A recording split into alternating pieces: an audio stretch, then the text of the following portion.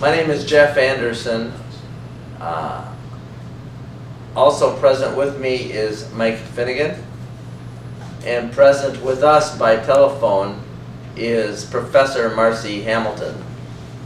We are three of the lawyers who represent this courageous survivor who 9 years ago took on the Vatican and now has been given a green light to move forward in his case and require them, that is the Vatican, to answer questions and to answer perhaps in a courtroom and reckon for their role in the worldwide cover-up of sexual abuse by clerics. Because Marci Hamilton, Professor Hamilton, is present with us by telephone, perhaps Professor Hamilton can begin by explaining to us what the real significance of this decision by this trial court after 9 years is. Professor Hamilton. Hi, Jeff. This is really a remarkable opinion for several reasons, but the most important element of this decision is that it's the first time that the Holy See, the Vatican, has been required by any American court to respond to discovery for a child sex abuse victim. And every sovereign, just like the sovereign status of the Holy See, has the ability to claim immunity. And the Holy See in all of its cases claims it with a lot of gusto and has been arguing for 9 years that we don't even have jurisdiction and that they don't have any responsibility whatsoever. What this decision says is that we have been successful in persuading the court that the Vatican may well be an employer for Andrew Ronan, the priest who committed the abuse in this case, and that this survivor can go forward and require a lot of documentation as to how they operate, how they control priests, what they tell them to do. And the most interesting part of the opinion to me is that the court has agreed with us that it is possible for any priest to have more than one employer at a time. So even though the Holy See obviously is not on the ground every minute with a priest, the Holy See has reserved its right to transfer and remove its priests for child sex abuse.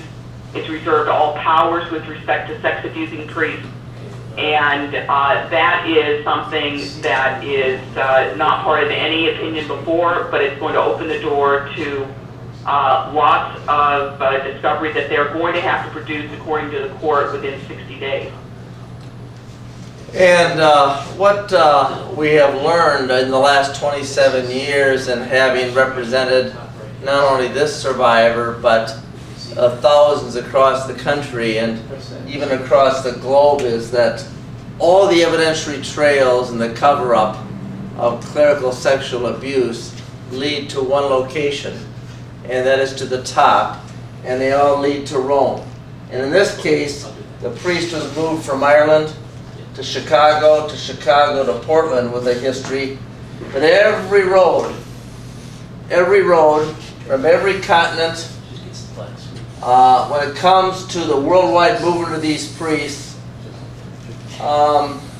has demonstrated for 27 years that all decisions, all practices, all protocols requiring secrecy and cover-up are made at one place and in one office, and that is the office of the Vatican and by the papacy. And the decision of this court to allow this survivor and this case to compel the Pope and its representatives to answer these questions and in this courtroom is not only monumental, but it's historic in its proportions in our ability and his ability to protect children worldwide. in a much better way in the future than they have in the past. And we're grateful to this survivor and to all those working with us in this tremendous advance. Mike Finnegan has done a lot of the hard, heavy lifting here. Mike, what do you attribute to the significance of this today? Significance, as both Jeff and Marci have pointed out, that this is the first time that any clergy sex abuse survivor has been able to force the Vatican to turn over their secret documents and answer questions, and they're required to do that within 60 days. I just want to reiterate how much respect and admiration we have for John V. Doe. He stood up to the Vatican officials for the last 9 years and has persevered through all the delay tactics that the Vatican has employed trying to take this case up to the U.S. Supreme Court. And he's persevered that whole time, and we applaud him and his courage. And what this decision really means is what the survivors have been asking the Vatican to do for decades, and that's to come clean. Come clean and release the documents that they have on the sex offenders, come clean and release information about how they've handled clergy sex abuse. And we're honored to be here today with this courageous survivor. And I would add that this decision comes only because of the courage of this survivor and others like him to break the silence and to take action. But it also signals a trend that I think is really important, and it's a global trend, a worldwide trend, and that is that secular authorities, as in this case of this court, as in the case of Belgium where they arrested the bishops and seized the records, as in the case of the Philadelphia grand jury where they made findings, it signals a real trend that is hopeful for child protection, that shows that courts and secular authorities across the globe and now in the U.S. are recognizing this is a global problem, that the evidence and the trail of the evidence leads essentially to one place, and control is exercised by the Vatican, and this is a global effort to really exert pressure on them to do a better job of protecting children and to coming clean, becoming transparent, and this is a day of reckoning and a hopeful sign and real progress. Marci, anything to add?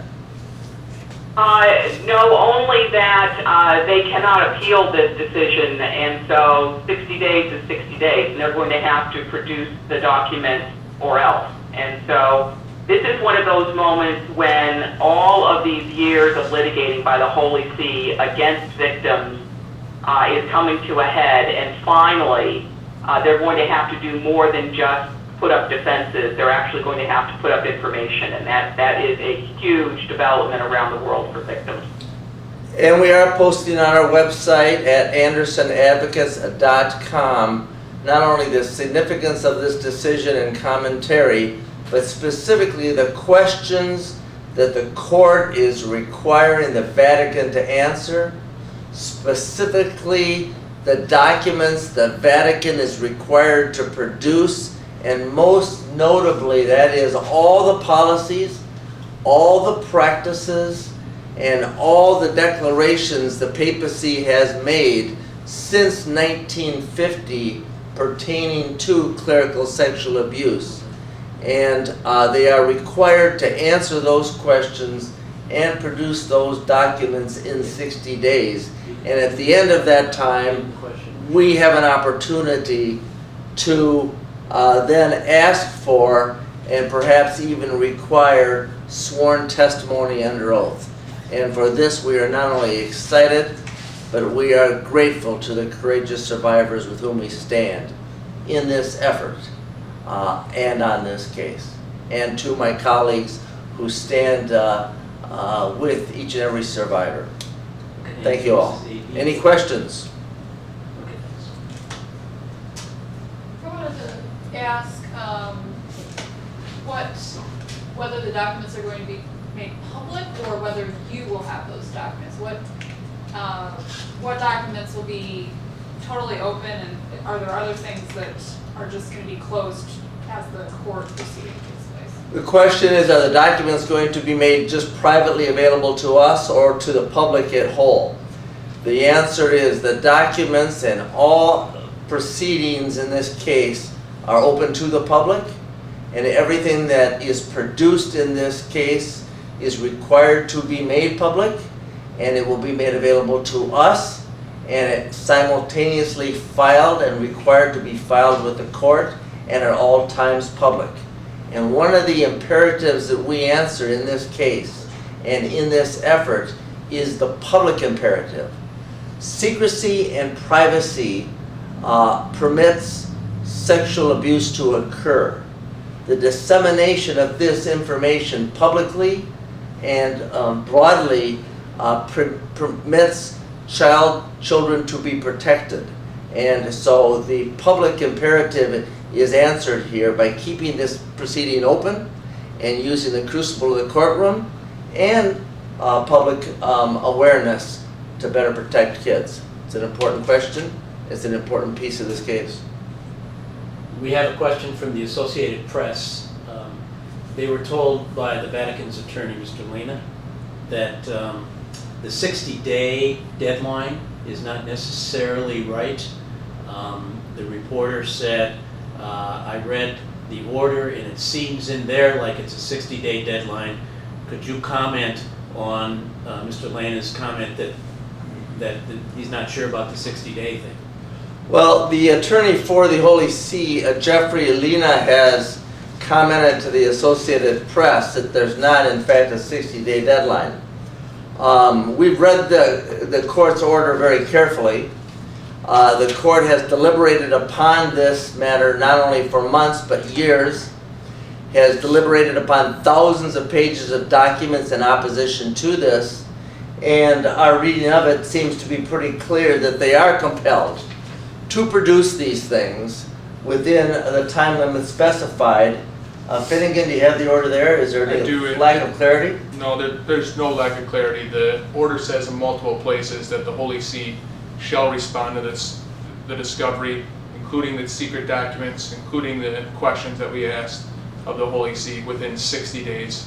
It says it numerous times in the order here, and any arguments to the contrary are clearly answered in this document. It should also be noted that this case started 9 years ago. The Holy See appealed the original decision of the trial court to allow us to go ahead to the Ninth Circuit Court of Appeal, all the way to the U.S. Supreme Court, and has now been sent back down to this trial court that has been very prudent, that has been very careful, that has been very cautious, and also very clear when it states it's now time for reckoning, it's now time for production, and Holy See, you got 60 days to start to answer the questions put to you. Jeff, this is Marci. Not only does the court say there's only 60 days, but the court then says that at the end of that period, once we've had 30 days to assess what they finally give us, we can ask for a federal rule deposition if we can show that it's crucial. So not only has the court given them only 60 days, they've also given us an opening to argue for even more discovery, and then limited the plaintiff's response to that to 14 days. And so there's really no wiggle room in any of the timing in any part of the order. And it is clear that the Holy See has not only wiggled for a long time, they have denied, minimized, blamed, and run and operated above the law for a long time. And this is a real, authentic opportunity to hold them accountable under the law, as instead of allowing them to operate above the law. Any other questions? What day is day 60? What is the deadline? June 20th, it falls on a Sunday, so it gets kicked to that Monday. June 20th, 2011 is the last day that they have to respond. And we expect June 21st then to be their final day of reckoning for answering stage 1 in the questions, and then we will move forward with efforts to take further discovery by way of sworn testimony. We want to thank these survivors on whose behalf we work today. This particular survivor who's been both patient and courageous, in this 9-year saga. It is a journey that's only just begun, but to him and all of those for whom we speak, we are deeply grateful. Thank you very much, Professor Hamilton, for sharing this journey and saga with us, and Mike Finnegan to my left. Any other further questions you can put to us through our website, and we'll be available to answer them either by telephone or at andersonadvocates.com. Thank you all. I had just one other question. Marci, we have one other question here. Yeah, okay. Yeah, I wanted to know what implications this ruling has for some of the other cases that you're working on. The question is, what does this ruling have on, what implications does this ruling have on other cases that we're working on? I think really important and significant ones. First, there is a second case that we filed on behalf of another survivor out of Milwaukee, Wisconsin, that is pending. So for that case, it is a very helpful precedent.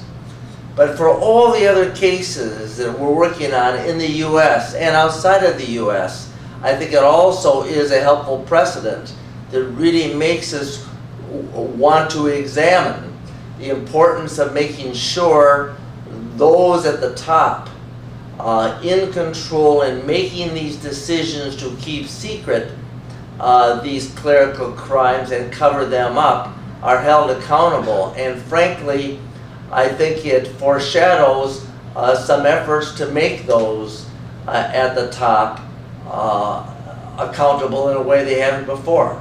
And we will be evaluating when and how and where is the best time to bring the Holy See into other cases as we move this global effort forward. We are hopeful, and we think it foreshadows a positive sign, and we think it has broad-ranging global implications for the cases in the U.S. and those that we're working on in Ireland and in the United Kingdom, and actually perhaps across the globe for the child protection movement.